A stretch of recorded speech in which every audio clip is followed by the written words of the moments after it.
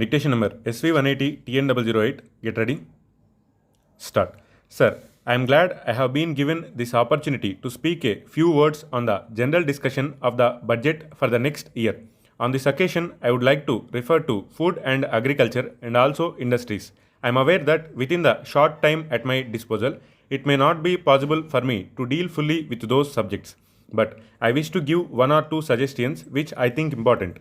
First, I shall deal with the food problem facing the country. In my opinion, this problem should be considered from two aspects. It should be dealt with as a long-term plan and also as a short-term plan. So far as the long-term plan is concerned, I appreciate the measures taken by the government in this regard.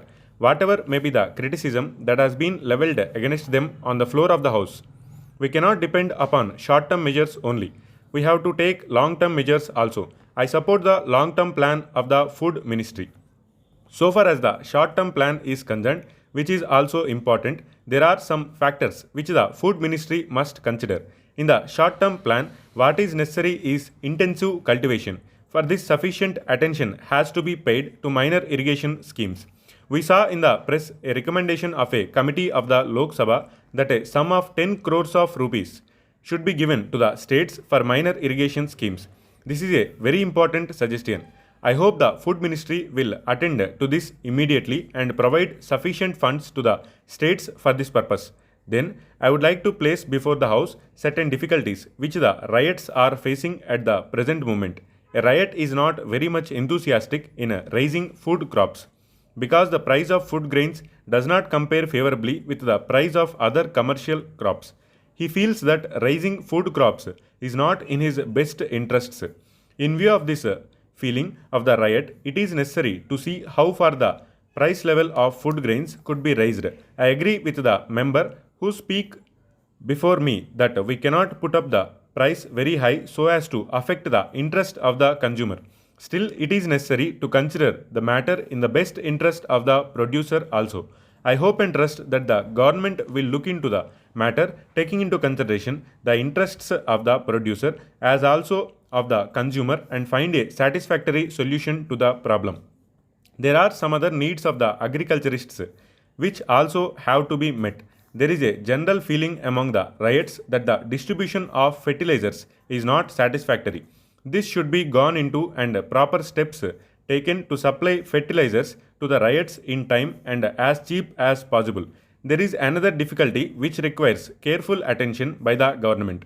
Small landholders are not in a position to purchase fertilizers. I appeal to the government that they should see that cash payment is not insisted upon for the supply of fertilizers, but they should arrange to supply them on loan through cooperative societies, repayable in easy installments. Regarding industries, I wish on this occasion to pay my tribute to the government for having started some industries in the public sector. Among the most important industries, one of them which is going to be of the greatest service to the progress and development of our country is the machine tools factory which will go into production very soon. The industrialization of the country depends very much on this factory. Hence, it is a right step that the government have taken to start this factory to produce machinery which will help to build and develop all the industries in the country and help raise the standard of living of the people. While we are starting this factory, there seems to be some doubt as to the need for us to go in for foreign aid. We should not on this occasion forget the fact that we have been behind in the development of science and technology the past. Therefore, there is no harm if we take help from some of the advanced countries of the world for starting industries to help the progress of the country. I may also point out that the very country with whom our honorable members of the opposition are very anxious that we should have better relations had themselves taken the help of some other advanced countries in order to put through their power development and irrigation schemes. Therefore, I do not see any harm at all if we seek some foreign aid for the industrial development of the country. In order to take effective steps in the direction of an industrial revolution in India, I suggest that all matters relating to production should be entrusted to the Ministry of Production. No coordination will be possible if some factors are under the Ministry of Production, some under the Ministry of Industry, and some others under the Ministry of Defence. I hope and trust the government will consider the various suggestions made by me. I thank you once again for the opportunity given to me to take part in this discussion. Stop.